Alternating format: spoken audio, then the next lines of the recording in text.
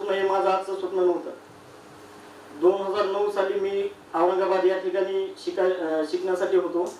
त्यावेळी गोष्ट छोटी डोंगरा एवढी हा चित्रपट प्रदर्शित झाला होता आणि त्या चित्रपटाच्या प्रदर्शनासाठी सयाजी शिंदे सर, मकरंद अनासपुरे सर आणि अरविंद दादा त्या ठिकाणी प्रमोशनसाठी उपस्थित होते.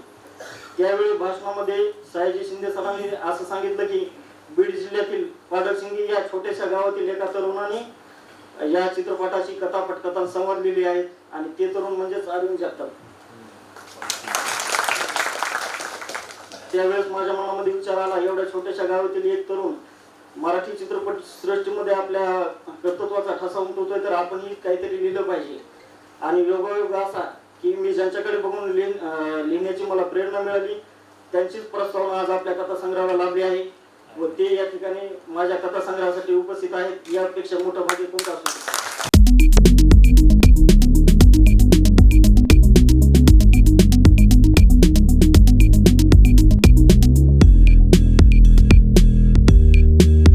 काम करत असताना माणसाला नक्कीच त्रास असतो. संदीपजींनी महसूल मध्ये काम करत करत हे पुस्तक कसं लिहिलं मला माहित नाही. म्हणून माणसं जुनी एक मन आहे, ज्याच्याकडे आवड आहे त्याला सवड भेटत असते.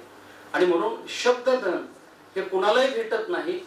शब्दधन हे ज्याच्यावरती सरस्वतीची कृपा आहे, ज्याच्यावरती आईवडिलाचा आशीर्वाद आहे, त्याच्याकडूनच या गोष्टी घडत असतात. आणि मला असं वाटतं शब्द तयार होण्यासाठी सुद्धा त्या दुःखाची जाणीव असावी लागते. मला वाटतं एशी मध्ये बसणाऱ्या माणसाला शेतकऱ्याचं दुःख कळणार नाही.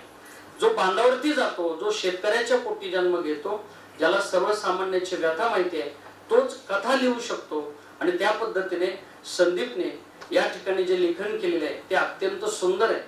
महाराजांनी सर्व नेकनूरकरांच्या वतीने या ठिकाणी शुभेच्छा दिलेल्या आहेत. मला सगळ्यात आवडलेली गोष्ट, पुस्तक खूप मोठे लेखक आहेत जगात, खूप त्यांनी गोष्टी चांगल्या लिहिलेल्या आहेत. हा ठीक आहे, कोणते काही जगावर उपकार केलेला नाही. मुळात महत्वाचा मुद्दा असतो तुम्ही लेखक किती चांगले आहात, तुम्ही अभिनेते किती चांगले आहात, तुम्ही कोण कसे आहात, हे मंत्री किती चांगले आहात हे नसतं महत्वाचं, तुम्ही माणूस किती चांगले आहात हे महत्वाचं.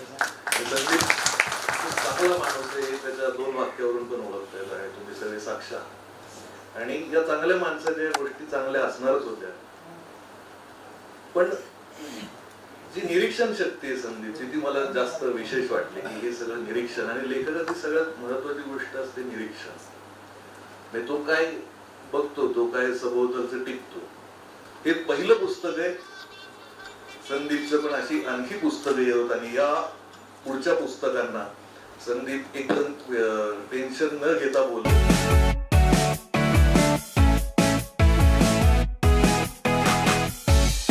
सर्वात प्रथम संदीपने म्हणजे हे पुस्तक लिहिले म्हणून मी त्यांना आणि त्यांच्या कुटुंबाला मी अभिनंदन देतो.